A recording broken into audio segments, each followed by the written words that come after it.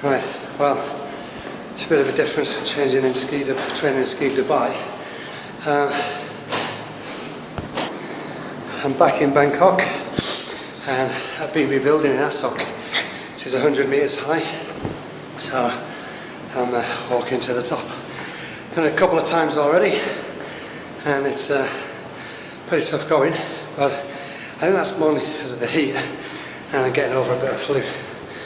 Tiha and Sue joined me for the first couple of rounds, and we've set a company challenge 58 times, or 59 times, to get to the top of BB building. So any one of them that beats me, I give them a little bit of an incentive, a bit of a cash reward. So I'll speak to you when I get to the top. Right, well, at the 16th floor, and for all of you non-sailors, I've got my OG 1 November, H2O, as Chopper told me, hydrate or die. Definitely going to need plenty of water in Kilimanjaro. Another interesting fact, Sue's just told me, apparently it costs 15 cents every time you press the button on the lift. And yet she walked down one floor to go to the office. Obviously not trying to save money there, was she? Anyway, I presume I've saved myself about £1 in travel fees and coming up the lifts in BB building. Shame I'm not actually on my way to work. I've finished for the day. Right, over the 21st floor. Bit disheartening, it only says 1. Right, to get to the top, I've got to go through here. Another set of stairs. Close the roof off for some reason. Obviously think Kilimanjaro trainers are going to jump off and free fall it without a parachute.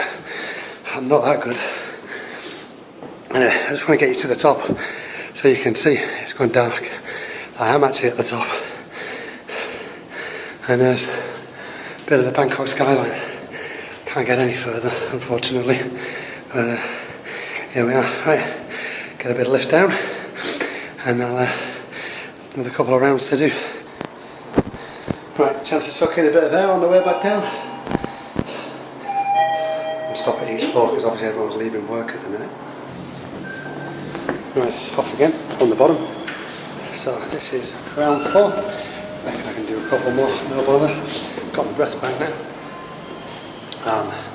Just working out that we start Kili at about 2,000 metres and Kilimanjaro is 5,980. So, you know, that's nearly, well, about 3,800 metres to climb over 6 days up, 1 day down. So I reckon about 700 metres increase in altitude. I wish it was just 700 metres walking. So as long as I'm doing, you know, 7 of these towards the end, I've got about 45 days to go before we climb, then that's the altitude covered. I'm not too worried about that, to be honest. It's just the distance. I think a couple of the days we've got good slogs, cover a fair bit of ground, 5 or 6 hours walking, and you go through all different terrains, not like this one, concrete jungle. So it's going to be interesting, challenging, and looking at most of the people's videos that they've done so far, pretty tiring because it's obviously very, very cold. Right, 4:15 on run number 4. Blowing a bit. Just shows me how unfit I am.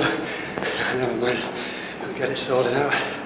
What we're looking forward to is, I know Mrs. Steele is cooking me a nice bit of salmon, and I want to say a big shout out to Debbie because she's been chief fundraiser because I've been busy with work.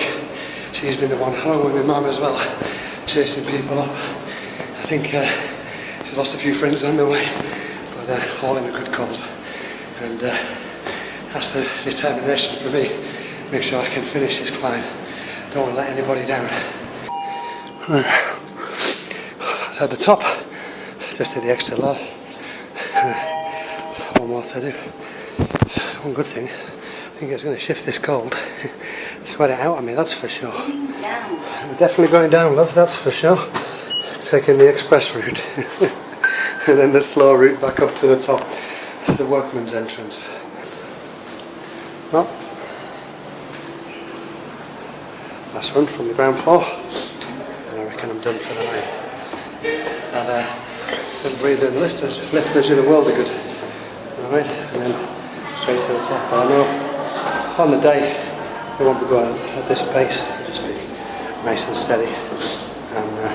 And the main thing to worry about is the altitude sickness. I've never been up to that height, so not sure what to expect, but Dan Ramon from Aspire Fitness has given me a chance to go in his altitude chamber and train, so looking forward to that, where they reduce the oxygen level to about 10 or 20%, which simulates you exercising at altitude, makes it a lot more difficult. So hopefully that'll stand me in good stead. Alright, I'll see you at the top. Only about the 7th or 8th, and walking on your own, a lot of things go through your head, like 8th floor. And the only thing I can think at the minute is winners never quit, and quitters never win. And I know where I stand. Right, then at the top, one more to do, and then I'm done for the day. I think body's 43. And a 23-year-old mind carried me through this. Just enjoyed that though. Only one more to do. I'm done for the day. Right. Cheers for listening. And thanks for supporting Pad.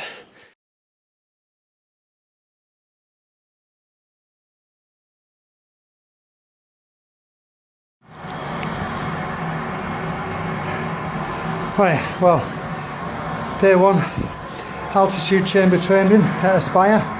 Cheers Dan. Bit of a tough workout. I've got the mountains behind me now. And you can see the chart, just on an hour on the treadmill. Wasn't running, just put it on a 15-degree incline. But as you can see from the chart, the altitude chamber at Aspire here, it sort of simulates altitude by reducing the oxygen. So we're down at 15.2% at the minute, with a target altitude of about 2,800. So over the course of the next couple of weeks before I hit Dubai, try and get that up to 5,500, which is the height of Kilimanjaro. Okay, cheers for that Dan, and cheers for all at Aspire. Okay guys, well, I'm back at Aspire from my own mountain range to climb in the altitude chamber. So cheers guys for the use of the chamber and training for Climb for Change, raising money for the Pad Foundation. You can see we're up at 4,600 metres, and that's reduced the oxygen to 12%, which, as you can see, makes it a lot more difficult to breathe. So training at this altitude is a lot harder.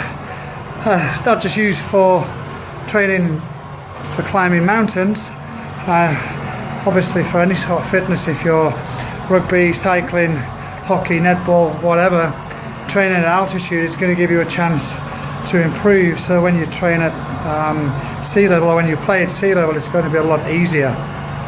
So this morning, been on the rower, 2,000 metres, cycling for 10 minutes, get my heart rate up, and then walking for an hour at a 15-degree incline. I certainly got my heart rate up. It was about 160, getting close to 170 at one point. So it's all good training in preparation for Kilimanjaro, and thanks to the guys that supported us so far. Tending to train hard just so I don't let you guys down. Okay, cheers fellas.